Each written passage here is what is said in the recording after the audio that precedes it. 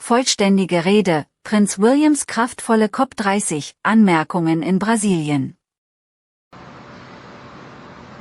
We come together today, here in the heart of the Amazon, at a pivotal moment in human history. A moment that demands courage, cooperation and unwavering commitment to our planet's future. A future that belongs not to us, but to our children and grandchildren. I want to first express my profound gratitude to Brazil for welcoming us all to Belem.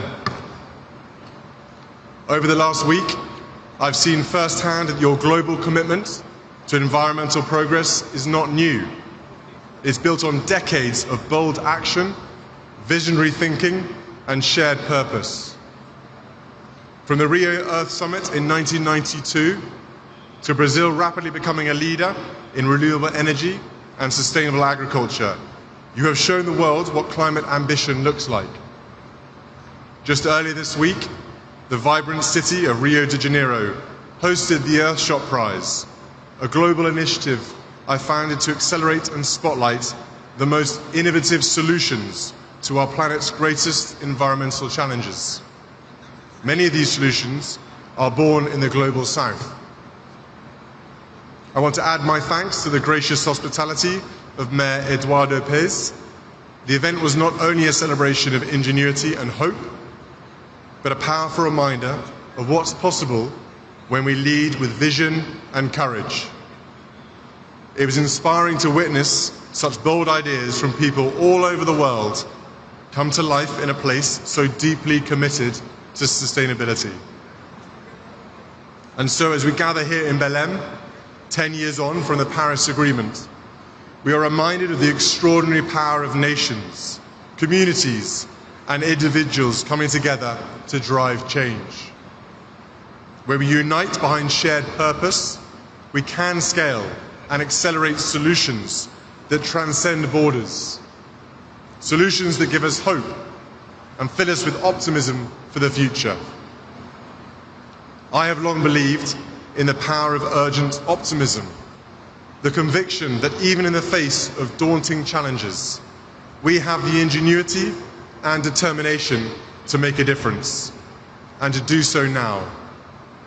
I grew up with my father, the King, talking about the power of nature and the importance of harmony in the natural world, a subject he has championed for over 5 decades. It's a privilege to also represent him here today, as well as everyone else who has championed this cause for so many years. All of us here today understand that we are edging dangerously close to the Earth's critical tipping points, thresholds beyond which the natural systems we depend on may begin to unravel. The melting of polar ice, the loss of the Amazon, the disruption of ocean currents. These are not distant threats. They are fast approaching and will affect every one of us, no matter where we live. Communities around the world are already facing rising seas, extreme heat, wildfires, floods, droughts, and increasing frequency of extreme weather. We saw the disastrous impact of simultaneous floods, fires and droughts in Brazil in 2023. Just this year, I visited the Welsh town of Prinz with my wife Catherine, where the community is still recovering from devastating floods. I met families who had lost their homes, their possessions, and their sense of security. One resident told me how the river that once brought life to the town had become a source of fear. Their resilience was deeply moving. It was also a powerful reminder that climate change is not a distant threat. It is affecting lives across the UK and across the world, from small towns to major cities, from coastal communities to inland regions. No corner of the globe will be unaffected. These impacts pose risks to growth, security and well-being in all countries. But we know that these risks often fall hardest on those who contributed least to the crisis. This demands urgent, coordinated action. We must ask ourselves, what legacy do we wish to leave? Because the impact of all our choices will be felt by us all around the world, in the safety of their homes, the stability of their livelihoods, and the health of the natural world that sustains us all. The road ahead will be tough. We must transform the way we power our lives, produce our goods, move from place to place, and care for our land. But this is not just a challenge, it is a profound opportunity. An opportunity to build cleaner economies, restore nature, and improve the health and well-being of communities everywhere. It is an opportunity to grow our economies, develop new technologies, and create secure and affordable energy systems that are central to our future prosperity and security. Action on climate not only protects future generations, but is a powerful engine to create better jobs and lives today. We need to work together to build resilience from the escalating costs of climate change and become nature positive. This means incentivizing protection and restoration, not destruction. It means recognizing nature's true value, not only in economic terms, but in its ability to sustain life, culture, and community for everyone to enjoy. As we stand together in the heart of the Amazon, a region not only vital to global climate stability, but also home to indigenous communities who have safeguarded these forests for generations, we are reminded that true climate leadership means listening to those who have lived in harmony with nature and empowering them as stewards of the planet's most precious ecosystems. At London Climate Action Week, I convened governments, philanthropists, and indigenous leaders to issue a call to action for land tenure and forest finance pledges to be delivered at COP30 here in Brazil. That call to action continued through New York Climate Week in September and brings us here to Belem, where we must listen to the voices and leadership of indigenous people and local communities who care for half of the world's land and a third of its remaining intact forests. Their territories are vital to climate mitigation and biodiversity preservation. Yet only 11% of this land is legally recognized. Where indigenous people and local communities have secured land rights, deforestation is lower, biodiversity is richer, and carbon is better stored.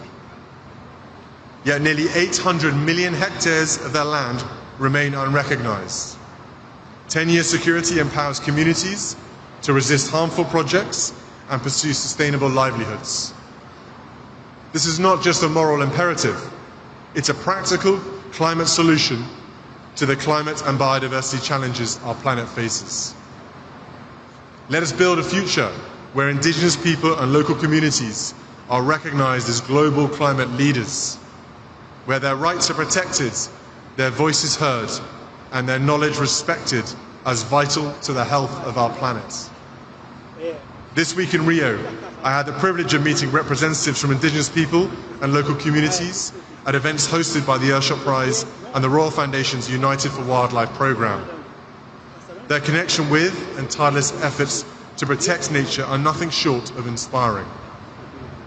They are not just participants in the climate conversation, they are leading it, and we must stand with them. But it is also important to acknowledge the progress we have made. From the Paris Agreement to the Global Biodiversity Framework, we have shown that this can be a unifying agenda. When nations come together, we can chart a course towards a more sustainable future. And the UK stands with you in this mission.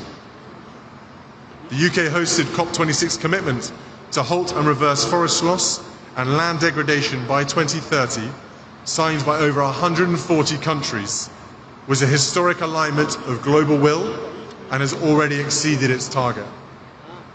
Since then, the global goal on adaptation has been agreed, and the fund for responding to loss and damage has been operationalized so that resources can begin flowing to communities hit hardest by climate impacts. The COP26 Indigenous Peoples and Local Communities Forest 10-year pledge has already exceeded its target of $1.7 billion, with over $1.86 billion supporting strengthening forest communities.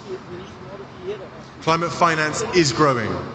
Action is being taken on emissions. Renewable clean energy is expanding at record pace, creating thousands of new jobs and boosting economies around the world. Countries are embedding nature into climate strategies, launching national adaptation plans, and investing in nature-based solutions. These are not just policies, they are lifelines. Brazil's proposal for the Tropical Forests Forever Fund is a visionary step toward valuing nature's role in climate stability. That is why it was an Earthshot-Preis finalist this year. The initiative recognizes that climate and nature must be addressed together, not in silos, but in synergy. The science is clear. We must go further if we are to secure a livable future for all, and we must go together. The time for partnership, protection, and progress is now. We know what is at stake. We know what must be done. And we know that no country, no community, no individual can do it alone. Our children and grandchildren will stand on the shoulders of our collective action. Let us use these inspiring surroundings here in the heart of the Amazon to rise to meet this moment, not with hesitation, but with courage. Not with division, but with collaboration. Not with delay, but with decisive commitment. Let us honor the leadership of those who have long protected the planet, indigenous peoples and local communities, and walk forward together. Let us build a future where nature is valued and where every child inherits a world of prosperity, not peril. Let us rise to this moment with the clarity that history demands of us. Let us be the generation that turns the tide, not for applause, but for the quiet gratitude of those yet to be born. This here at COP30 is our moment. Let us not waste it. Our children and grandchildren are watching and hoping. Obrigado.